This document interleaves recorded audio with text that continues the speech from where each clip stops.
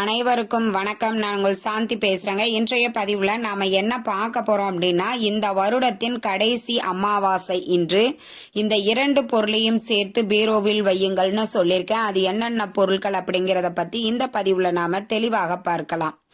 இப்போ பார்த்தீங்கன்னா, இன்றைய தினம் அமாவாசை, மார்கழி மாதத்துல வரக்கூடிய அமாவாசை அப்படிங்கிறது மிக மிக சிறப்பானது. பொதுவாக மார்கழி மாதம் முழுவதும் நாம இறை வழிபாடு செய்வோம். அப்படி மார்கழி மாதத்துல வரக்கூடிய இந்த அமாவாசை அப்படிங்கிறது மிக மிக சிறப்பானது. இந்த அமாவாசையில அவங்க குலதெய்வம் கோவிலுக்கு சென்று குலதெய்வத்தை வழிபாடு செஞ்சுட்டு வந்தாங்க அப்படின்னா அவங்க வீட்டுல சுப காரியங்கள் சீக்கிரமாகவே நடைபெறும். அதே மாதிரி இந்த மார்கழி அமாவாசையில பார்த்தீங்கன்னா நம்மளுக்கு அனுமன் ஜெயந்தியும் வரும். ஏன்னா மார்கழி மாதத்துல அமாவாசையும் மூல நட்சத்திரமும் ஒரே நாள்ல வரும்பொழுதுதான் அனுமன் ஜெயந்தி வழிபாடு நாம செய்வோம். உங்க வீட்டிற்கு அருகில் இருக்கக்கூடிய ஆஞ்சநேயர் கோவிலுக்கு சென்று நீங்க வழிபாடுகள் செய்யலாம். வீட்டுல ஆஞ்சநேயர் படம் இருக்குது அப்படின்னா வாளுக்கு பொட்டு வச்சு இன்னைக்கு சுந்தரகாண்டம் படிப்பது மிக மிக சிறப்பான பலன்களை உங்களுக்கு கொடுக்கும். இப்படி மாலை நேரங்கள்ல நீங்க ஆஞ்சநேயர் வழிபாடுகள் அனைத்துமே முடித்த பிறகு நீங்க அதற்கப்புறமாக கூட இந்த பரிகாரத்தை செய்யலாம். இது ஆண் பெண் இருவருமே செய்யலாம். இதுல பிறப்பு இறப்பு தீட்டு இருக்குது, மாதவிடாய் காலத்துல இருக்கிறீங்க அப்படின்னாலும் பரவாயில்ல, அசைவம் சாப்பிட்டு இருக்கிறீங்க அப்படின்னாலும் பரவாயில்ல. இதற்கு எந்த ஒரு ரூல்ஸ் அண்ட் ரெகுலேஷனும் கிடையாது. இதை நம்ம பூஜை அறையில செய்ய போறது கிடையாது. அதனாலதான் நான் எந்த ஒரு ரூல்ஸும் உங்களுக்கு சொல்லல. இதை யார் வேணாலும் செய்யலாம். பண தேவைகள் யாருக்கெல்லாம் இருக்குதோ அவங்க அனைவருமே இந்த எளிய பரிகாரத்தை தாராளமாக செய்யலாம். மாலை 6 மணிக்கு மேல இரவு 10 மணி வரைக்கும் கூட தாராளமாக நீங்க இந்த பரிகாரத்தை செய்யலாம். இன்றைய காலகட்ட சூழ்நிலைகள்ல பண தேவை அப்படிங்கிறது நம்ம எல்லாருக்குமே ரொம்ப அதிகமாக இருக்குது. இந்த பணம் நம்ம வாழ்க்கையில ஒரு முக்கிய பங்குன்னு சொல்லலாம். ஆனா எல்லாருக்குமே அவங்களுக்கு தேவையான அளவுக்கு பணம் கிடைக்கிறதா அப்படின்னு கேட்டா இல்லைங்களா? அப்படி நம்ம பண வரவை அதிகரிக்கணும், நம்மள பணப்புழக்கம் நம்ம கையில என்றென்றைக்கும் இருந்துகிட்டே இருக்கணும், நம்ம கையில பணம் எப்பவுமே இருந்துட்டு இருக்கணும் அப்படின்னு நிறைய பேர் யோசிப்போம். அப்படி பண வரவை அதிகரிக்கக்கூடிய ஒரு எளிமையான பரிகாரம் தான். இன்றைய தினம் திங்கட்கிழமையோடு நம்மளுக்கு மார்கழி மாத அமாவாசை வருகிறது.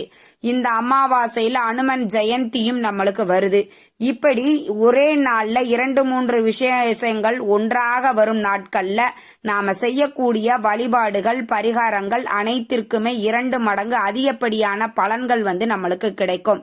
அப்படி இன்று இரவு நீங்க இந்த எளிய பொருளை உங்க வீட்டு பீரோல வைங்க. அதாவது பணப்பெட்டியா இருக்கலாம், ஹேண்ட்பேக், பர்ஸ், எதுவா வேணாலும் இருக்கலாம். ஆனா இந்த 2 பொருட்களை ஒன்று சேர்த்து இன்று வைக்கும் பொழுது பண வரவு அப்படிங்கிறது உங்க கனவிலும் நினைத்து பார்க்க முடியாத அளவுக்கு பண வரவு அப்படிங்கிறது அதிகரிக்கும். 2025 வருடத்தில் உங்களுக்கு பண அதிக புழக்கங்கள் இருக்கக்கூடிய ஒரு நபர்களாக நீங்களும் விளங்குவீர்கள். சரி, என்ன பொருளை நம்ம வைக்கணும் அப்படின்னு பார்த்தீங்கன்னா, இந்த அமாவாசை திங்கட்கிழமையோடு வருது. திங்கட்கிழமை சந்திர பகவானுக்குரிய நாள். சந்திர பகவானுக்குரிய தானியம் என்ன அப்படின்னா பச்சரிசி. அப்போ பச்சரிசியை ஒரு கைப்பிடி எடுத்துக்கோங்க. அதற்கப்புறமாக பார்த்தீங்கன்னா ஒரு கண்ணாடி பவுல்ல இது எல்லாமே வச்சுக்கோங்க. ஒரு கண்ணாடி பவுல் எடுத்துக்கோங்க. அதில் ஒரு கைப்பிடி பச்சரிசியை எடுத்து வச்சுக்கோங்க. அதற்கு மேலே ₹1 நாணயம் வச்சுக்கோங்க. அதாவது 11 ரூபாய் வச்சுக்கலாம், ₹1 வச்சுக்கலாம், உங்களுடைய விருப்பம்தான். இது நம்ம குலதெய்வத்தை நினைத்து செய்யக்கூடியது. அதனால குலதெய்வத்திற்காக செய்யறீங்க, உங்க குலதெய்வத்தை நினைச்சு செய்யறீங்கன்னா ₹11 நீங்க வைங்க. ஏன்னா அந்த ₹11 காணிக்க வைக்கிறோம் அப்படின்னா அதற்கு மிகப்பெரிய ஒரு சக்தி உண்டு. ஏன்னா ₹11 வச்சுக்கோங்க. வாய்ப்பு இல்லமா எங்கள்கிட்ட ₹1 நாங்க வச்சுக்கிறோம் அப்படின்னாலும் பரவாயில்ல, பிரச்சனை இல்லை, வச்சுக்கலாம். அதற்கு மேல ஒரே ஒரு துண்டு பச்சை கற்பூரம். இது பெருமாளுக்கு மிகவுமே உகந்த ஒரு பொருள். பணத்தை வசியப்படுத்தும் தன்மை கொண்டது. இந்த பச்சை கற்பூரம் இருக்கக்கூடிய இடத்துல பணம் இருந்து கொண்டே இருக்கும். இப்ப நீங்க பீரோல பணப்பெட்டி வச்சிருக்கிறீங்கன்னா அதற்கு பக்கத்துல கண்ணாடி பவுல்ல நீங்க பச்சரிசியை நிரப்பிட்டு அதற்கு மேல ₹11 நாணயம், அதற்கப்புறம் பார்த்தீங்கன்னா ஒரு துண்டு பச்சை கற்பூரம், இது எல்லாமே வச்சு அந்த பணப்பெட்டிக்குள்ளேயே வச்சிடலாம். இப்போ நாங்கள் ஹேண்ட்பேக்கு ஒரு சின்ன டப்பாவில் தான் வச்சுருக்குறோம் அப்படிங்கிறவங்க என்ன செய்யலாம் அப்படின்னா, அதற்கு ஒரு பக்கத்தில் அந்த கண்ணாடி பவுல், ஒரு டப்பா வச்சுருக்கீங்க, அந்த டப்பாவை முன்னாடி வச்சு அதுக்கு பக்கத்தில் பவுலில் இந்த பொருட்களை எல்லாம் வச்சுருங்க. இது நம்ம பணத்தோடு இந்த பொருட்களை வைக்கும் பொழுது பண வரவு அப்படிங்கிறது அதிகரிக்கும். இப்போ உதாரணத்திற்கு நீங்கள் ஒரு தொழில் செஞ்சிட்ருக்கிறீங்க அப்படின்னா அந்த தொழிலில் புதிய புதிய முயற்சிகள் மூலம் புதிய கஸ்டமர்கள் மூலம் உங்களுக்கு வருமானம் அதிகரிக்கும். தொழிலில் வியாபாரத்தில் அதிக லாபங்கள் கிடைக்கும். இந்த மாதிரி இந்த பரிகாரங்கள் உங்களுக்கு அதன் மூலமாக பண வரவை அதிகப்படுத்தும். இப்போ நீங்கள் ஒருத்தர்கிட்ட வேலை செஞ்சிட்ருக்கிறீங்க, நான் ஆஃபீஸில் ஒர்க் பண்ணுறேம்மா, எனக்கு எப்படி இது பலன் தரும் அப்படின்னா, உங்களுக்கு ப்ரமோஷன் கிடைக்கலாம், இன்க்ரிமெண்ட் கிடைக்கலாம், இல்லை இதை விட நீங்கள் இப்போ ஒர்க் பண்ணிட்டு இருக்கிற சம்பளத்தை விட இன்னும் அதிக சம்பளத்திற்கு நீங்கள் வேலை மாற்றம் ஏற்படும். இது மாதிரியான சுப விஷயங்கள் கண்டிப்பாக நடக்கும். ஏதோ உங்கள் வாழ்க்கை முறைக்கு ஏற்றவாறு எந்தெந்த வகையிலெல்லாம் உங்களுக்கு பண வரவு அப்படிங்கிறது வர முடியுமோ அந்தந்த வகையிலெல்லாம் பண வரவு அதிகரிக்கும். இப்படித்தாங்க இந்த பரிகாரம் வேலை செய்யும். இன்றைய தினம் இந்த பச்சை கற்பூரமும் பச்சரிசியும் இணைவதன் மூலமாக நம் வாழ்க்கையில் பல அற்புதங்கள் ஏற்படும். இந்த பச்சை கற்பூரம் பெருமாளுக்கு ரொம்ப உகந்தது. இன்றைய தினம் அனுமன் ஜெயந்தி. ஏற்கனவே ஸ்ரீராம ஜெயம் எழுதுவது எப்படி, அந்த எழுதுவதனால் ஏற்படக்கூடிய நன்மைகள் இன்னைக்கு என்னென்ன அப்படின்ற பதிவு நான் தனியாக கொடுத்துருக்கிறேன். பார்க்காதவங்க அதையுமே நீங்கள் போய் பாருங்க. இதில் பார்த்தீங்க அப்படின்னா நாம் செய்யக்கூடிய ஒரு சின்ன எளிய பரிகாரம் தான் இது. எல்லாராலையும் ரொம்பவே எளிமையாக செய்யக்கூடியது தான். அரிசி நம்ம வீட்டில் எப்பவுமே இருக்கும்.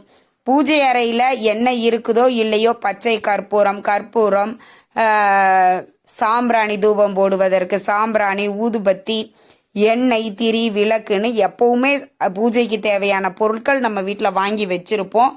அப்படி அதுலேருந்து ஒரே ஒரு துண்டு நீங்கள் பச்சை கற்பூரம் எடுத்துட்டு 11 ரூபாய் காணிக்கை முடிஞ்சு வச்சிருங்க. இவ்வளவுதான், ரொம்ப எளிமையானது. ஹேண்ட்பேக்லாம் வச்சிருக்கிறீங்க அப்படின்னா அந்த பணத்துக்கு பக்கத்திலே இந்த பவுலை வச்சிருங்க. ஒவ்வொரு அமாவாசை அன்றும் இந்த எளிய பரிகாரத்தை செய்யுங்க.